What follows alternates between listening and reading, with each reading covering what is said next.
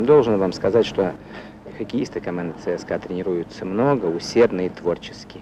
Мы хотим и в этом сезоне порадовать наших любителей большими успехами не только в всесоюзных соревнованиях, где команда должна быть 12-кратным чемпионом, но и успешно выступить в Финляндии в очередном первенстве мира. Думаем, что основной костяк сборной команды будут, как и в прошлые годы, представлять хоккеисты ЦСКА.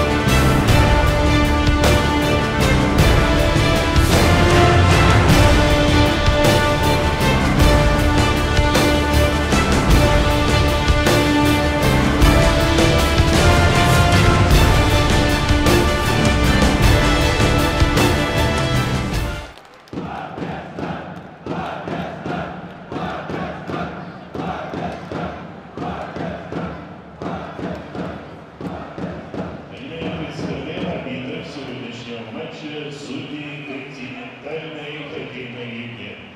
Главный арбитр встречи Денис Понды.